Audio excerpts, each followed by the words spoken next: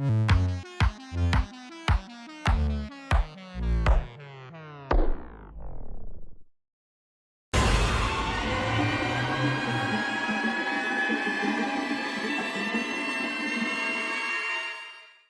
everyone, and welcome to Wicked Encounters, where we explore just what goes bump in the night.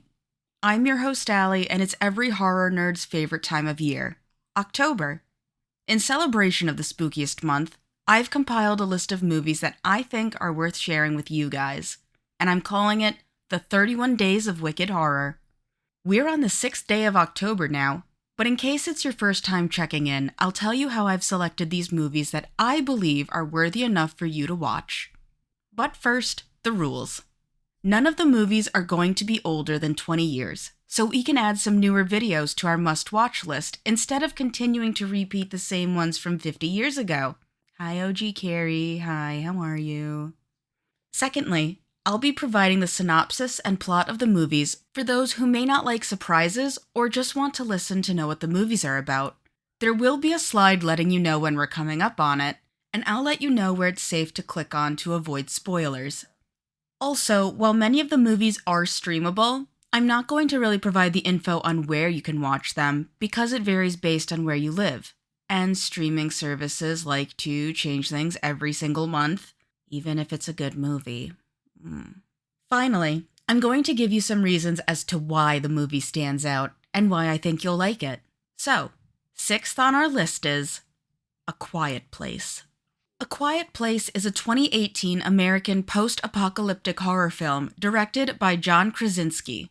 The screenplay was written by Scott Beck and Brian Woods from a story they had conceived, with contributions by Krasinski after he joined the project, and was produced by Platinum Dunes, Sunday Night Production, and hey yo, we got Michael Bay in on this bitch too, that's crazy. The movie revolves around a family that must live in silence to avoid deadly creatures that hunt by sound. Set in a post-apocalyptic world, they communicate through sign language and take extreme measures to stay quiet, as even the slightest noise could lead to their death. I'm going to go more in depth and go over the plot of the movie now, so if you'd like to skip, you'll know where to click in 3, 2, 1.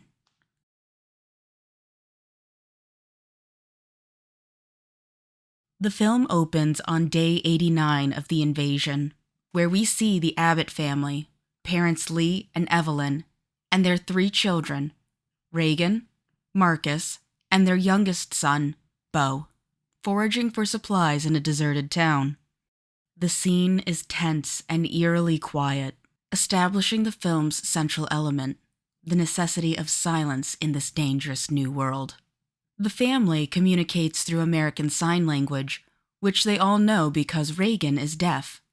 As the family quietly navigates the abandoned store, Beau finds a battery-powered toy rocket, but Lee quickly removes the batteries to prevent it from making noise. However, Reagan, trying to comfort her younger brother, gives the toy back to him without the batteries. As they leave the store, Beau secretly takes the batteries with him. While walking back home along a sand-covered path designed to muffle their footsteps, Beau turns on the toy, which emits loud noises. The sound instantly attracts one of the creatures. Lee races to save Beau, but he is too late. The creature brutally kills Beau, setting the tone for the relentless danger the family faces. The film then jumps forward over a year later. The family is still reeling from Beau's death, and the emotional scars are evident, particularly in Reagan, who feels guilty for her brother's death. Evelyn is now heavily pregnant, which adds a new layer of tension, as childbirth and caring for a newborn in total silence seems nearly impossible. The Abbotts have adapted remarkably well to their situation. They live on a remote farm where they have devised various ingenious methods to minimize noise. They walk barefoot on trails of sand, use cloth Monopoly pieces, and have set up lights and alarm systems to alert them of approaching threats.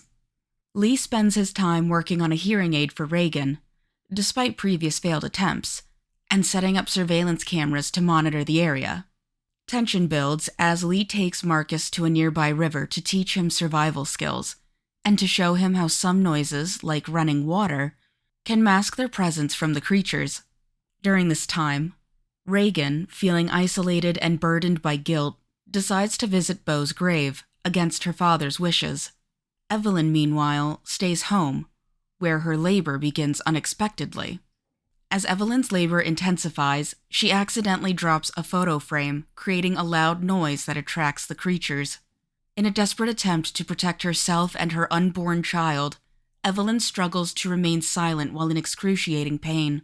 She eventually makes her way to the basement, where she turns on a set of red lights around the house, a prearranged signal to alert Lee that something is wrong. Lee and Marcus see the red lights from a distance and rush back to the house.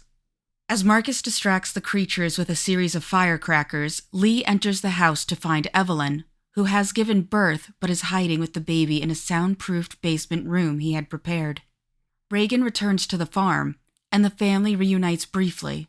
However, the creatures are still a looming threat.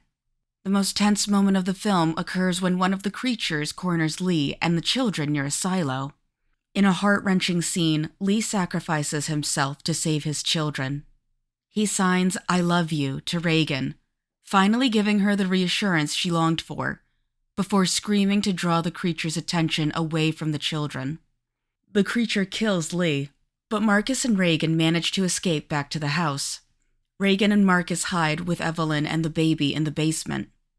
As the creature breaks in, Reagan notices that the feedback from her hearing aid, which Lee had been tirelessly working on, causes the creature intense pain. She places the hearing aid near a microphone, amplifying the feedback and weakening the creature. Evelyn seizes the opportunity and kills the creature with a shotgun. The final scene shows the family, now empowered by their newfound weapon against the creatures, preparing for the inevitable onslaught as other creatures, drawn by the noise, approach the house. The scene cuts to black as Evelyn cocks the shotgun, ready to fight back. And with that, the film ends.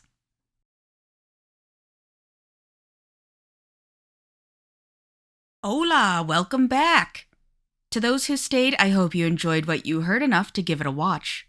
Especially since A Quiet Place Day 1 is out for streaming right now, and it looks so good! I love the way the film handles the concept on how an ordinary family would work to stay alive, especially when we seem to be rather low on the quantity of us. It's a wonderful exploration of disability as well, and how it can in fact help instead of hurt a person. Too often, a disability is either turned into a mega superpower that is completely unrealistic, or as a main catalyst that weakens someone. This movie literally made it so much better and cooler and realistic. I love it! But what other reasons do I have for recommending A Quiet Place, you may be wondering? What makes A Quiet Place stand out? Well, for one, A Quiet Place is remarkable for its innovative use of sound, or the lack thereof. The film's premise hinges on silence, making sound a critical element of the narrative and the audience's experience. The absence of dialogue, the ambient noise amplifies every sound, heightening tension and creating a uniquely immersive atmosphere. The film's sound design is masterful, with subtle sounds taking on immense significance and creating an almost unbearable sense of dread. But that also kind of made it suck when me and my husband went to go see it in theaters, because the theater right next to us kept on playing a Coca-Cola ad, so we would be trying to watch and get into it and be spooked by the monsters, and meanwhile all we hear is, "Drink your Coca-Cola." Emotional depth. While many horror films focus primarily on scares, A Quiet Place is deeply rooted in the emotional dynamics of the Abbott family. The film explores themes of parental love, sacrifice, guilt, and the desire to protect one's family at all costs. The performances, particularly by John Krasinski and Emily Blunt, bring a raw emotional intensity to the story, making the characters' plight feel personal and relatable. Minimalist storytelling. The film's storytelling is minimalist yet powerful. With very little dialogue, A Quiet Place relies heavily on visual storytelling and the actors' performances to convey emotion and advance the plot. The lack of exposition forces the audience to piece together the stories from context clues. which adds to the film's tension and engagement. Unique premise and world building. The concept of a world where sound equals death is both original and terrifying. The film's world building is meticulous, with every detail designed to support it. From the sand paths to the soundproof basement, the Abbott's strategies for survival are both creative and logical, immersing the audience in their silent, dangerous world. Tension and suspense. A Quiet Place is a masterclass in suspense. The constant threat of noise, combined with the knowledge that even the slightest sound can bring death, creates a pervasive sense of tension that never lets up. The film's pacing is deliberate, with moments of calm quickly giving way to intense, heart-pounding sequences. Focus on family dynamics.